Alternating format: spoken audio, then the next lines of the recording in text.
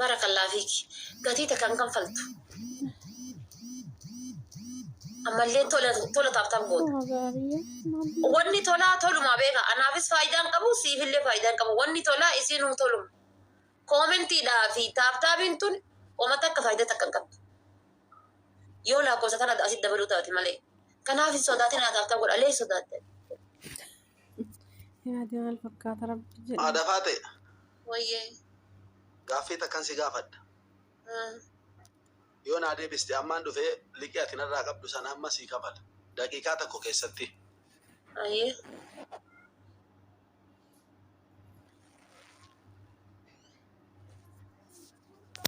leenci tokko osoo abaabootti sarrafame abaaboo meeqa ta'a? Dafii osoo abaaboo 300 fi innaan illa ayyee jedhi abaaboo koina kuma 30 bar guys triple da ini makan satu kuma 30 amri triple ofirraa balleessa koof beekaa kuma 29 ka kuma 29 inni ammoo takka adda baasee bar kuma 29 takka yoo adda qoodde meeqa ta'a sorry garuu si zannaa raawwalee baraan isni isin godhu maaliif achi asu koyinii meeqa kennite motora tiina dhoggatte isni isin godhu nan kenna walirraan buune naafatti nan kenna adoo achi asu yoo diqqaata jedhate waan leenca jalaan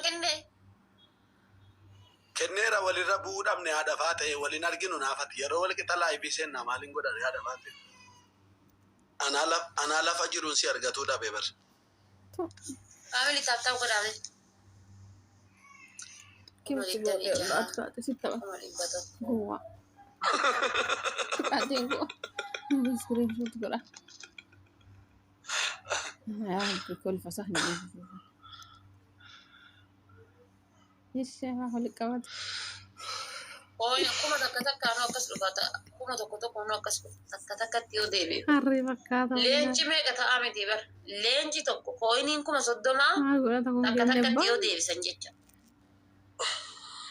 waan kuma 30 kana yoo nama tokko hiratu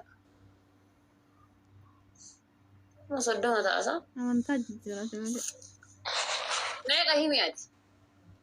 Inimu chaalenjiidha kun hojiidha mana chaalenjiidha dheessa kan hin sobaa sagalii kanas ta'a kenna badde waynee bannaati taankii abbaate mangist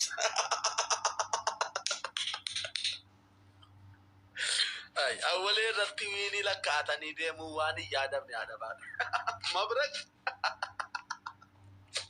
I love you so much. gammad taaftaa godha osoo jirtu taayimiin irra eeggatee nyaate Hiram beektu indi batta kolgetticha mana amana haadhabaadha tripliidha faamilii baallaa sheer godhaa taaftaa godha itti tokko natti dibdeetti dibeen galamoo maaloo ishi kolgettitti itti dibee galu innaane triple family kumni tokko baqiidha bakka asirratti sadiin baay'ata asirratti kumni tokko kolgettichatti dibaba sadiin baay'ata wal gargaara nama 600 jirtanii taaftaa godhaa wal gargaara innaatanii haadhafaa ta'e simiti anu nannae dhugaa waaqa aniyyuu nannae simiti anna yoo ay family ko asaan sila siin jedhe nan sobeere haadhafaat maali familiin kon siin jedhe takka malee homaa qabu amma qabaachuuf dhabuu miti argite wiinii tokko narratti lakkaatte osoo akka kolfa bareeddu kanatti thank you bro thank you so much nama 800 si jala jira kolfa addaan kutuu waliin akka barsiifte hojii keessa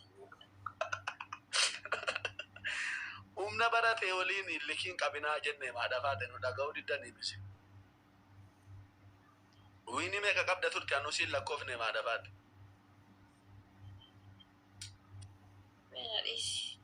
صديقة دبين يجوني كومنتي بريس مين أديسي أبا بدك تقول البرنامج جول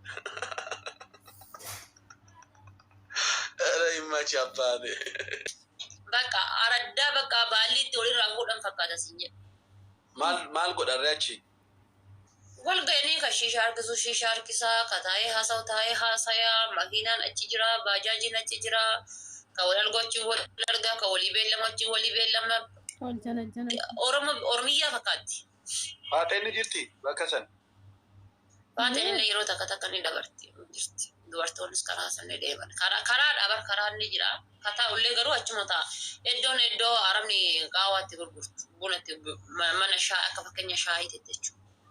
Okay. Amma yeroon hin dhufu siin na taqabbala moo asuun na taqabbala? Jaartiin dandee'u. Jaartiin irraa saamtanii mi? Ati namni akkamitti maali yoo jettu jaartii tattee Itoophiyaa tettee Kaayirootti ergattaati. Achiin baafatu edaa siin hin jenne guyyaa guyyaan nan gaafatiin sana adabaa ta'e.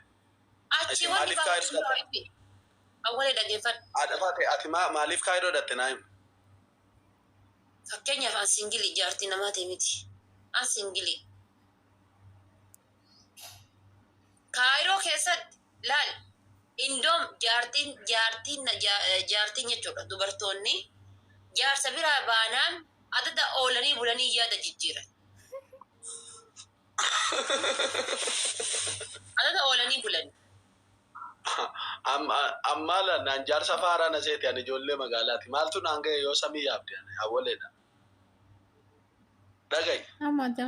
Yeroo haaraan dhufe inni moofaan ba'uun dur ni jira, arras ni jira, gara fuulduraattis ni jiraata. Akkasitti yaada. Yaa sun akkasii garuu maal beektaa miidhaan jiru tokko jira. Atiin dhugaadhaan jaalattee onnee keessaa qabdu ni miidhamta. Kan ammoo nama fakkeenyaaf dubartii yoo haa ta'u dubartii maayyoo yoo taate yoo anama fakkeenyaaf nama tokko akka malee jaalattee. Dhaga'i natti hin geerarin yaan jaalala kiisha qullaatti naman. Ayyaroon qabu jaalala beekaa waa dhabnaan ofuun jaaladhu an nama miti. Akkasii. Akkasitti amante taanaan of hin miidhu jechuudha. Maaliin of boodiis of miidhuun maali? Allah. Best. Kajiruun nama miidhuun gaa dhafaate. Akkas taanaa waan gaarii. Anammoo hiyyeessa ta'ee nama na jaalatutti nama hiyyeessa keessa qullaa ta'ee jaalanoo bichaa na haa kennu. Maal faamilii taasisaa godhaa? Mana haa ta'u waan hojjetee nyaachisa. Maal jedhe? Awwaan hunda sadarkaan irra jiru holfaanaan deemsisa. Na hubattee? Triple guys.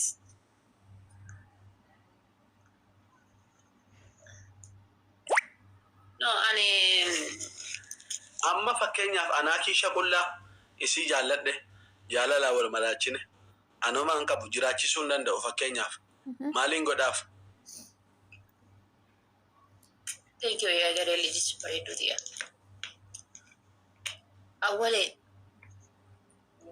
fakkeenyaaf qabeenya guddaa qabda. Meedhiis nama biraa namuma sirraati beektu si fudhata. Jaartii Mansuurii tan Ameerikaa fidde saniif Mansuuriin fudhadhu. Isinis Ameerikaa jirti, innis abbaa qabeenyaati akka Oromootittuu jechuudha. Wanni jala lamaan adda baase maali? Waliigaltee dhabuudha. Siigalee kun kaan irratti diktaatara ta'uudha. Mansuurillee abbaa qabeenyaati maal godhuu siidhaa gajjiraadha. Osoo garuu hiyyeessa listiroo xarabu karaa gubbaa jiru yaa rabbii kiyya akkuma gooti godhinarraa jijjiiriidhu taateeti. Buna danfisuu miti paantii isii miicee aamiin jedhee jiraata. Qabinaa. Amani haadha baatee ansanallee taqabbalu kun na mudatee an ofirra dabarsee beekaa nama